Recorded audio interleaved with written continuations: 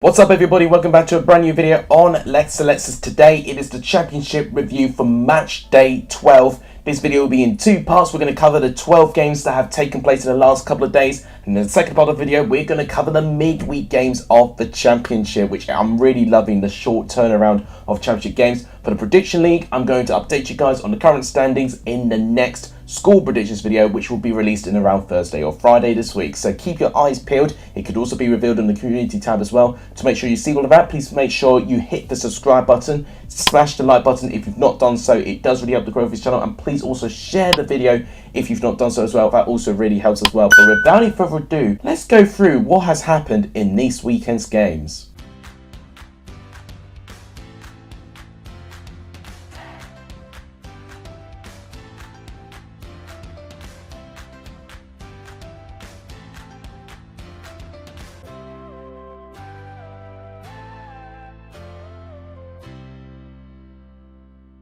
Start off with Friday's game, Hull City and Luton Town. It ended to a 2-0 victory to the away side, and it was richly deserved. Hull City clearly going through some problems this season. One of the biggest problems with their back line, just once again conceding 2 extra goals than what they've already conceded. And defensively, they're just all over the place. I mean, the first goal from Jones, it's a very unfortunate own goal with him being in the wrong place one time, Adebayo having a strike and then coming off the post, rebounding off Alfie Jones, nothing he can do. But defensively, just all over the place, and even with the chances that they were creating, Luton, they could have scored a couple more goals there. Henry Lansbury scoring an absolute screamer, by the way, a brilliant goal, followed by a very classic celebration as well. But 23 goals conceded this season, that is over 2 goals conceded per game. That is the worst defensive record out of any team so far, and 20 players they find themselves with the worst form in their last 5 games as well. It's not looking great for Hull City at all. With Luton, look at this recovery here with 3 wins in the last 5 and only 1 defeat in that last 5 as well. Luton definitely starting to go through a little bit of potential at the moment, and actually could have finished a lot higher had teams below them not actually got more positive results over the weekend. So good win for Luton. We'll see how they can react with their midweek game. Now it's the turn for the 3 PM kickoffs. Let's start off with Blackburn and Millwall. It ended as a 2-1 victory to Blackburn. It is another home win for Blackburn, and Blackburn proving to be a pretty decent team at Ewood Park this season, which I'm really pleased for them for. And they definitely, I think, took the game away from Millwall when they scored twice within 6 minutes. And a very preventable first goal as well. A long looping delivery and poorly judged by Murray Wallace, allowing Sam Gallagher to get into the position there. And a real miscommunication with Charlie Cresswell and George Long in goal, causing Tyree Sterling to pretty much have an open goal to score in, making it 1-0. And then the second goal came from, I think it was a corner, headed away, but then Brembro to Diaz, right place, right time, made it 2-0. Despite Tyler Burry doing a brilliant cross and Jay Cooper managing to win the header to make it 2-1, it still wasn't enough for this Millwall team. And once again, Millwall just slumping a little bit. They're alternating within a loss and a win. Look at that. They've, really switched terms in terms of wins and losses. But if you notice that their 2 wins are coming home games, but their 3 defeats have pretty much all come in away games, apart from that home loss to QPR, of course. So Mill having a really, really bad run away from home. Blackburn doing decently well. They're still just about in the top 6. And look at that. It's pretty much opposite forms. You get a loss with a win there, a loss for Blackburn, but a win for Mill. So they literally couldn't be any more polar opposite with their forms right now. But it's got a very similar pattern emerging there. But none of them have been relatively consistent with their wins. They can't get a good streak of wins. They have to alternate with a positive performance with a poor performance. It's going to be intriguing to see how it ties into a short turnaround with a midweek game, but I do think Blackburn do have some potential within them, great performances within them. Millwall, for me, definitely still need to try and grow into this season. Defensively, they've not been as compact as I've used to them. And also with their attacking players as well, I would expect more from the likes of Afobe, Fleming. When Vogelsema came on, didn't really give too much of an impact. So overall, a little bit disappointing for Millwall there. Next is Blackpool and Norwich. It ends 1-0 to Norwich, and we probably were expecting Norwich to be a little bit more comfortable as they were. And actually, I would dare say, looking at the highlights, it was actually a pretty competitive game. And I wholeheartedly apologise for Blackpool, thinking that they were completely dominated throughout the whole game. Maybe in possession they were dominated. You can see that 51 to 49%. So ultimately it's still actually relatively even possession. It was really just total shots, but 22 to 17, it was not one-sided like I suggested it was in my 3 p.m. watch-along. And the only goal came in from a really bad mistake from Thompson. Just literally, I don't even know what he's doing with the ball. It's a poor touch. Timu Puki latches on one-on-one with Chris Maxwell in goal, actually making his first appearance in Blackpool's goal as well. And I actually thought he put in a really good performance. As you can see there from that Blackpool team, decent performances apart from Thompson, who ultimately was the one that caused Blackpool not to win that game. Patino was strong. Corbinu had some good chances there. Poveda, I was quite disappointed when didn't really enter the game. In terms of Norwich, Tim Krul actually made some very crucial saves. A couple of set pieces that were very dangerous there. But definitely the most dangerous set piece taker was Marcinho Nunez. When he stepped over for a free kick, you thought that he would whip one in the top corner, and he's already done so at least one time this season. So definitely he'll be a threat when it comes to set pieces, and that could be a very important asset for Norwich going forward.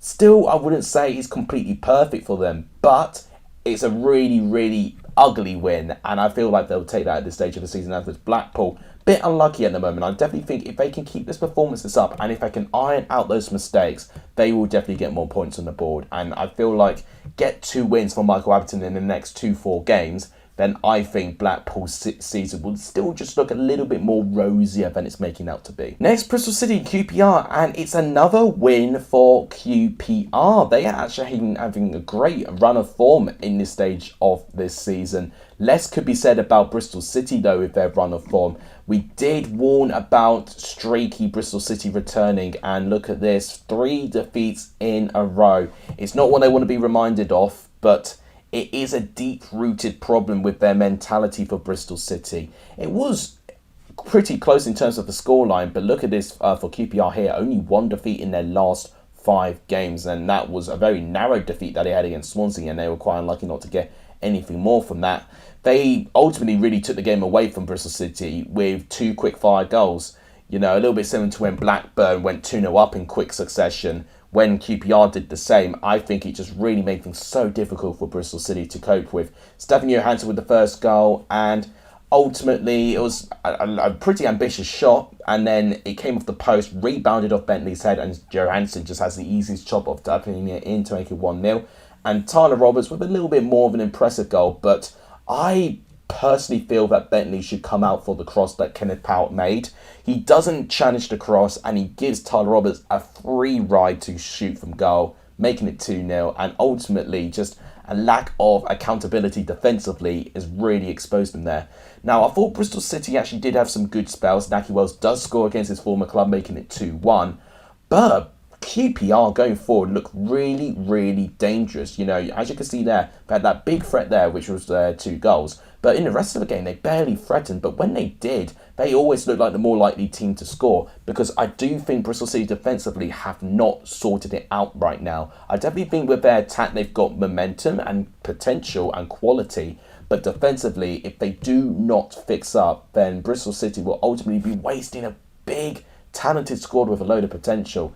With QPR, they just look a lot more balanced, and I tell you what, I think that Michael Beale is starting to feel a little bit more comfortable in his role now, and that's really, really great to see. I'm really hoping for Michael Beale's sake that he does really, really well. I've seen him, you know, a couple of times, you know, for his work with Rangers and Aston Villa with Steven Gerrard, and I definitely feel pleased for him that he's been given a really, really good chance, and it's good for him so far that they've been rewarded with it. But a really tough game against Sheffield United midweek. We'll see if they can replicate those fortunes against top of the league. Now to a result which I think may shock a couple of people. It has ended Cardiff 1, Burnley 1. Cardiff also managerless alongside with Hull City. But unlike Hull City, Cardiff put in a performance that they will be proud of. Now, ultimately, for most of the game, as you can see, that Burnley would have more of the attacking momentum. They made that count with Nathan Teller getting the first goal. Brilliant play by Matson, actually, to loop in a really, really quick whip of a cross, and Nathan Teller managing to find enough of connection to it to make it 1-0. A very quick goal in the second half as well. Came in at the right time, really, and I honestly thought Burnley would push on from that and potentially try and find their second and third. But when they went ahead, I got to say, Cardiff's attitude was really shifted. And I got to say, they looked really good, actually, when they went behind. They definitely were asking more questions. Muric made more saves. Defensively, Burnley was starting to get a little bit under pressure there. But it did look like that Burnley would hold out, which they have done in a couple of games. But once again, Burnley throwing away a lead. And they did so here. Mono Romeo in the right-hand side, a gorgeous cross coming in. Callum Robertson, who'd been a handful for most of the game, rises above everyone in the 90th minute. A header past the reach of Muric, making it 1-1. And I got to say, a point really out of nowhere for Cardiff, but I think they'll really celebrate that because I actually think it's a performance that they could be proud of, and against a good team like Burnley, which with their performances and their depth does feel a bit of a cut above most of the other teams in the Championship. So I feel like they'll be really proud of themselves here, and we'll see if they can potentially try and improve their form whilst they're on the hunt for a new manager. As for Burnley, it's another poor draw. They've been drawing many games, 6 out of their 11 games, which could prove to be an issue for Burnley in the long run. But at the moment, they're going through a very long unbeaten run, and long may it continue for them because it's definitely going to help them secure their place in the top 6. Potentially a monumental moment, not only for Coventry season, but for this season as a whole, as Coventry get their first win of the season at last with a 1-0 victory over struggling Middlesbrough. So this game ended with Victor Gyökeres getting the only goal, a striker that Middlesbrough were very heavily linked with at one stage as well. So I think that would definitely be a dagger in the heart moment for Middlesbrough, that they were this close for potentially getting him, and Coventry really making it difficult for Gyökeres to go to a Championship rival there. Dabo actually got the assist, and it was a very simple goal. Ball over the top, and Gyökeres stays on side, and it's 1-on-1 with Stefan, and he doesn't miss. I don't know why Middlesbrough were playing with such a high line, and they were really left exposed. Now, when they went behind Middlesbrough, they did look a lot better. I thought Coventry looked quite good in the first half, but Middlesbrough were definitely the dominant team in the second half, and maybe with the chances, especially near the end actually, that Muniz managed to get on his own, should have probably got something from this game. But it wasn't meant to be. It was a good performance by the back line there for Coventry. They were really determined, putting their bodies on the line, making some very crucial blocks, some goal line clearances. There was some really crucial bit of defending from Coventry there. And ultimately they held on, and it was a brilliant result for them. They're still rock bottom of the Championship, but you may be able to see they are on 6 points now, and that is a really big achievement for them, because now they're only 4 points of safety with 3 games in hand, and that could be really crucial now. We'll see now if that improves their momentum. Recently, they got 2 draws in a row, so they actually have not lost a game in quite a while now. You know, since their 3-0 defeat to Norwich, they've actually not lost a game. I don't know what to say about Middlesbrough right now. They're not scoring goals, which is a concern, and defensively, they've not looked good enough. So ultimately, I am very concerned about this, and it feels like right now the fan base is really turning on the board, looking at that they have tried to invest, but the squad ultimately that they've created is just not going to be good enough, unfortunately. And they do feel like they're underperforming as well. So I think it's a slight manager problem, but especially an ownership problem. And if they're not going to get along in terms of the conflicts of interest of manager and shareholder / owner, there's only one outcome, and that is a manager being left or just being sacked or being forced to pack his bags, really. And we could potentially see that for Chris Wilder, which I don't think he ultimately deserves, because I think he's a really good manager. But definitely Steve Gibson has got some questions to answer quickly, because fans have already lost enough patience in him, but right now he's definitely been given a lot of accountability from fans about this. Whether he will accept that he's accountable for these things, we'll have to wait and see. This Reading team is making me look really silly right now. They just can't stop winning at home. I did predict Reading to win, but bloody hell, I didn't think they would win this comfortably against a new Huddersfield team with a new manager. So what a poor start it has been for Mark Fotheringham as new manager for Huddersfield Town, as he loses 3-1 on his debut game as the new manager. And it was really comfortable. The goal scorers came from Tom McIntyre from a corner. Tom Ince managing to loop the ball in. I definitely think the own goal wasn't Lee Nichols' fault. I think it was just another situation of just being deflected and unfortunately going through the net. But what was Lee Nichols' fault was the third goal for Reading. He tries to pick up the ball, misjudged it completely. A very out of character mistake from Lee Nichols, and Yaku Mate has the easiest goal in the world to score. And unfortunately, from that moment onwards, you saw Huddersfield just kind of growing into the game with the attack momentum, but then Mate scores that third one, and by that time, it's game over. These mistakes are really costing these teams. It cost Blackpool against Norwich in that same day, and it really cost Huddersfield here to give them any chance of getting back into this. And Tom Lees even did manage to get a consolation goal, so maybe without that mistake, it would have been a really, really intriguing finale to potentially see Huddersfield try and build themselves back into this. But it's a great performance by Reading again at home. They've won all their home games -1, which was against Sunderland.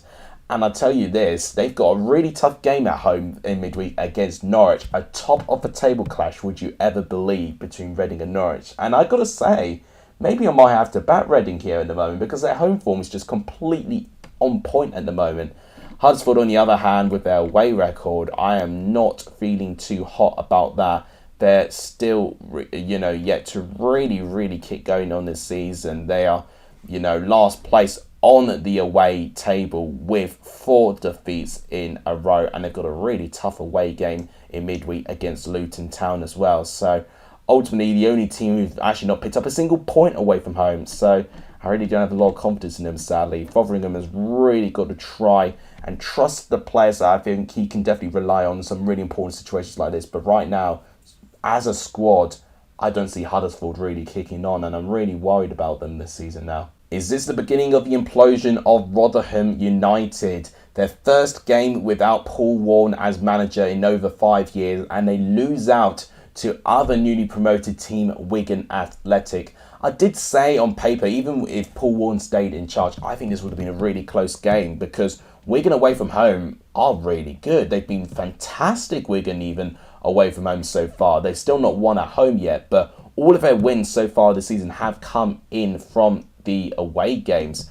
And definitely a shout out, Watmore really, really good at the back, which SofaScore has acknowledged there. Will Keane scoring the first goal of that game. It was Charlie White actually, so a brilliant recovery from him, and what a great story, Charlie White, to even get onto the pitch and to produce a performance like what he did as well. Brilliant inspiration for Charlie White there, and great goal by Will Keane. Second one came from Watmore actually at the back there, giving it to Tom Naylor, making it 2-0. Rotherham did have a couple of chances, and there was some brilliant defending. I think it was James McLean that actually had a goal line clearance, a brilliant one as well, where he actually used his head and had to run and dive forward to try and get the ball away as well. So defensively, Wigan really look the part. They are right up to a T of their defensive power right now. Unfortunately with Rotherham, they drew a blank going forward, and they've had a couple of games where they've struggled to find the ball in the back of the net. They're still in a decent position in the table, 12th place, with only their second defeat of the season, of course. But I do fear for them. They're still looking for a new manager, and I'll be intrigued to see who they bring in. A lot of teams actually in the Championship still looking for a new manager now, but he's got a really big role on his hands, to be honest, and it'd be a really big, daunting task, to fill in the shoes of Paul Warne for what he did. With Wigan, they'll be on top of the world. They've done really, really well, and actually in 10th place, and only within 2 points off the top 6. Who knows what Wigan could do this season? If they can continue this, then definitely Wigan will feel really, really comfortable this year. A bit similar to the Cardiff Burnley result, another result really not seen coming by many supporters and fans at all. Sheffield United, the leaders, have dropped points at home. Their 100% home record has been halted by Birmingham City. So well done, you Blues. You managed to stop Sheffield United's completely incredible run at home. And I've got to say, it was definitely a very out of character poor performance from Sheffield United, especially in and around the second half. They just looked quite sluggish, honestly.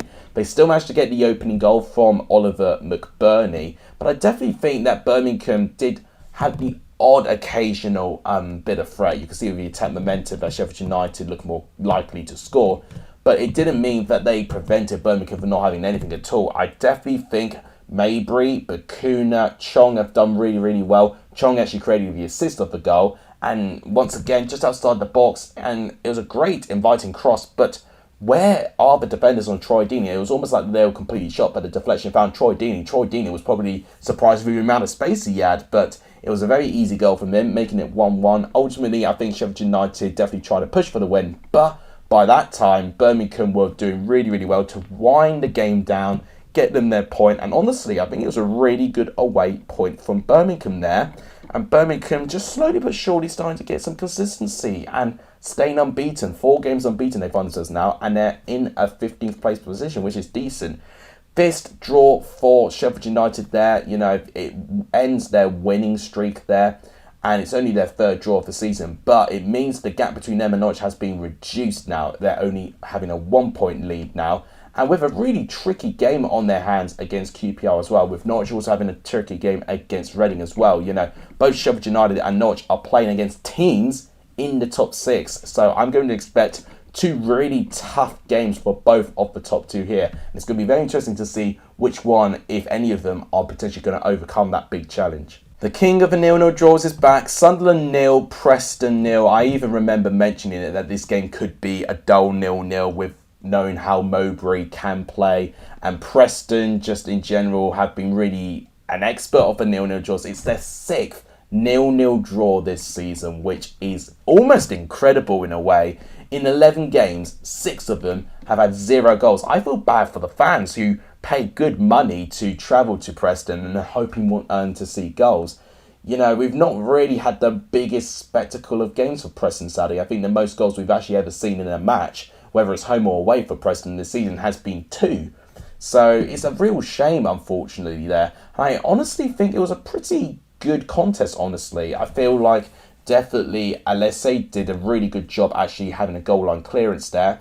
And I've got to say, Preston did threaten the odd moment there. I think the quality of chances, you would feel Sunderland had a couple more of those. But ultimately, I think it did make sense that they cancelled each other out there. Look at that, 5 shots on target for Preston, but still no goals. Their conversion rates, Preston, has been shocking, honestly. They need to really, really work on that going into the next couple of games or so. Otherwise, it's real catch up on them. Because Preston currently 14th place on the table, which you wouldn't assume is a dangerous position for them. But all they need is another couple of games to have 0 goals, and then the odd game having a 1-0 defeat. And then suddenly they're in a winless streak, and then they'll get dragged into the relegation fodder. And they really don't want to be in that position there.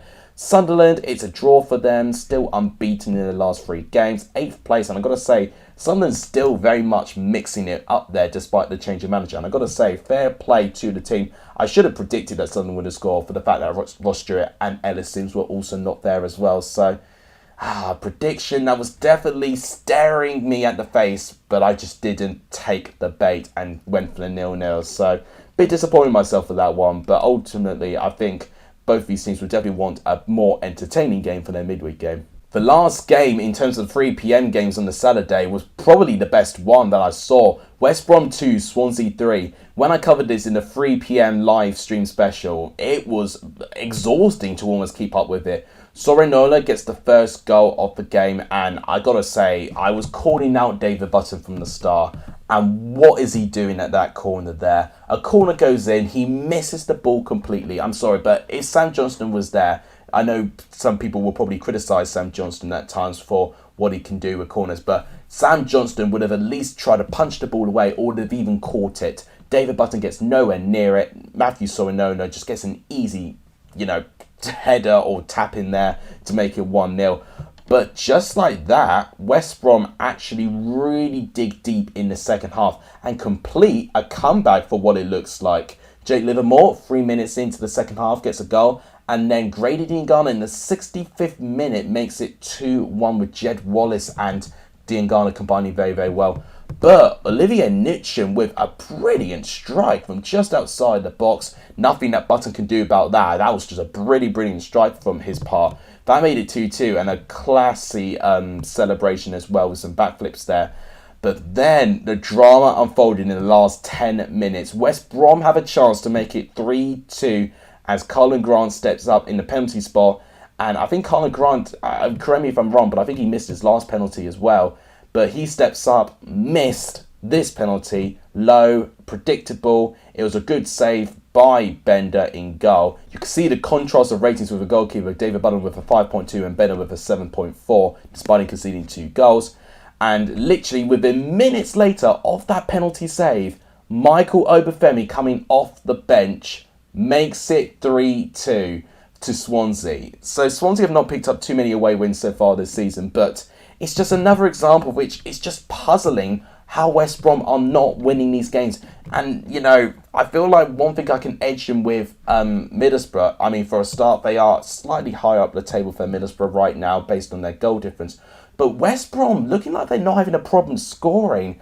But likewise in Middlesbrough, defensively absolutely shambolic. Both of them have conceded 17 and 16 goals respectively. The difference is that West Brom actually have a 0 goal difference for the fact they've actually scored 17 goals in 11 games, which actually would be a typical goal rate return you'd see in a very competitive West Brom team.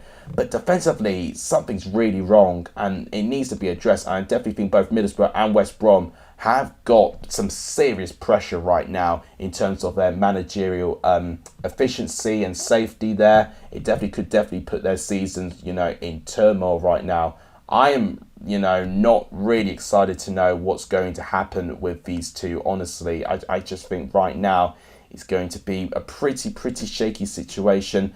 As with Swansea, up in 11th place, 2 wins in a row. I think they'll take that any day of the week, honestly. Just a result that really typifies what the Championship's all about. You know, you've got to look at all the 90 minutes there. Swansea that were pegged behind in the 65th minute, never gave up, had a penalty, you know, going in favour of them and still winning the game with some 2 brilliant strikes actually, both by Nitcham and Obafemi. So fair play to Swansea, and it's just going to show how dangerous they can be with the attacking options that they have. The final game for me to talk about is Stoke City 0, Watford 4. I have briefly just talked about this when I was doing my Manchester City and Manchester United watch along today. But what is going on with Stoke again? And this is the first game that we had with Bilic in charge. You know, we've seen many teams looking for their managers, but we also had a handful of teams with their first game with a new manager. Huddersfield, we've just spoken about how not to do it with Mark Fotheringham, but Slaven Bilic, what a debut he had as manager. He definitely had the positive debut that he was craving for Watford there. I mean, it went their way at the start with Ismail Assar getting the first goal. Bit of controversy. It did look like he was offside in that goal and potentially about being disallowed. Maybe Stoke could have gone into the game. You know, when you concede an early goal like that, it's always very difficult and it really does test your mentality. And Tariq Fossil gets a yellow card 2 minutes after that, which really tells me about the mentality of the Stoke City team. And in going into the second half there, it just continued to be Watford looking the more likely to score despite Stoke starting pretty positively. It just then got ended. You've got 64th minute, Ken Sema making it 2-0. 10 minutes after that, you've got Keenan Davis and Ismail Assar combining. Keenan Davis getting the goal, making it 3-0. And finally, Loser, who comes off the bench, and Vikun Issouf, who also goes off the bench as well, combined very well, showing Watford have a really good advantage with great quality options and depth, making it 4-0. And once again, just Stoke looking very light, and in terms of their defensive performance as well, they actually could have conceded more goals, but defence-wise, they look really shoddy. And going forward, for the fact that they didn't score again, and if you look at the chances, I mean, 2 shots on target. Look at how close it is with the shots there, 16-15. But Watford with 9 shots on target. So with 9 of those shots on target, only 2 of them were blocked. That is incredible to me. Like it means it's just too much pressure on Bursic's shoulders, and defensively I think they really need to work on something here, and it doesn't feel like a new manager is helping at the moment. You know, they've only picked up 1 win since Alex Neil has come in. There's really a fundamental problem with Stoke, and I'm not sure which manager is going to fix it. You know, Alex Neil did really well to overcome some real problems at Sunderland in League One. But who's going to come in and really solve the problem that is Stoke City right now? I wouldn't be able to tell you who I think can come in to fix this. With Watford, great recovery, their first away win of the season. So that's why I don't think many of us predicted Watford to win away from home, but they did. Bilic would definitely be praising this team. And honestly, we'll see how he does for the rest of the season. But obviously, in his only season in the Championship, he got West Brom promoted in 2nd place. Can he do the same thing with Watford here? Maybe. You know, in terms of the first performances go and expectations, he's definitely done everything right so far. So guys, that is my reaction done in terms of the Championship. This is what the table is looking like from 1 to 24. Sheffield United and Norwich still up there. And in terms of the top 6, you've got Reading, Burnley, QPR, Blackburn. In terms of the teams in the bottom 3, or teams in danger, I would be saying the teams in danger, you've got Stoke, Cardiff, Blackpool, Hull and West Brom. And the bottom 3, you've got Middlesbrough, Huddersfield and Coventry. So finally, to end off the video, guys, I'm going to predict what I think will happen in midweek. My predictions are on the left-hand side of the screen right now. I'll go through them one by one with a small point for each of them. Bristol City and Coventry, I think both teams not defensively very, very good. I expect goals, so I'm going to go for a 2-2 draw. Luton and Huddersfield. Luton looking like that they're starting to get their attacking momentum. Huddersfield defensively looking very, very shambolic. I'm going to go 3-0 Luton. Sheffield United and QPR really could go either way. I can even see QPR maybe sneaking a win here, which I actually think they actually got a good result against Sheffield United last time they played against them at Bramall Lane. But as a prediction, I'm going to go for a 2-1 victory to Sheffield United. I think they might be able to edge this one. Sunderland and Blackpool, I think, is very interesting and quite competitive there. Based on performances, I'm going to go for a draw. Sunderland not picked up many wins at home. They've actually only picked up 1 home win so far this season. So I'm going to go for a 1-1 draw. Another frustrating game for them. Cardiff and Blackburn. I'm going to edge Cardiff here because I think Blackburn have definitely not as good away from home as they are home. Cardiff have picked up some really clutch wins at home so far this season. And I definitely think if they play similarly like they did against Burnley in the last 45 minutes, I think they'll get something here. So I'm going to go 2-1 Cardiff. In terms of Reading and Norwich, I mean, likewise as Sheff Utd QPR, this game could go either way, but I've been very guilty of not predicting many shocks this weekend, and honestly, I think I really should back Reading more, and I'm actually going to back them here on their really good home record. And Norwich, for me, weren't completely convincing against Blackpool there. They definitely were talented, but they definitely were equal to Blackpool there, where Blackpool are lower down the table. I'm going to go for a 2-1 victory to Reading, and I'm going to see if that's going to backfire on me. I wouldn't be surprised now after I said that Norwich are going to win 2-0. I'm even going to kick myself if they do that now. In terms of Burnley and Stoke, I think it'll be a comfortable win for Burnley. Stoke are no man's land defensively and attacking-wise right now. Burnley, despite drawing, I think they'll recover. I'm going to go 2-0. Hull and Wigan. Hull still looking for a new manager. I don't think they'll find one by midweek. Wigan away from home, always reliable. I'm going to go 2-1 Wigan. In terms of Middlesbrough and Birmingham, this could be a very frustrating one, and I could potentially see Middlesbrough sneaking a win there, but how many times have I said that and it's just completely backfired on me? So I'm actually not going to predict Middlesbrough for a win this time. I'm going to give Birmingham some credit, and I'm going to say a 0-0 draw, I think. Rotherham and Millwall, I'm going to go for a 1-1 draw. Both teams which I'm quite unsure about, to be honest. Millwall away from home, very, very poor. Rotherham, I think, will still be fighting their way, you know, in terms of not being Paul Rawn anymore. They're still going to try and get used to things. So I think both teams will not get the result they want. Watford, Swansea, I'm going to edge Watford here for a 2-1 victory, but I think it'll be very, very close and very competitive. Preston, West Brom. Oh, 0-0, really. I'm so tempted for a 0-0 draw, you know. West Brom are keen for 0-0. Preston are keen for 0-0s, but I'm actually not going to predict 0-0 because I think that's actually too obvious. I'm going to go for a 1-1 draw, though. So I'm going to predict a draw, but from the 1-1 kind. So, guys, that is my review done for the Championship this weekend. Let me know of your thoughts of it in the comments down below. I'll be very interested to hear your guys' thoughts, especially with most of you being Championship fans. If you guys enjoyed the video, please give the video a like, and just to see out the channel, please do hit the subscribe button if you're not done so. It does really help the growth of this channel, and please share this channel too. That really helps as well. Thank you guys so much for watching. You guys are legendary. It's on the end of this video, and as always, I'll see you guys soon. Take care, everyone.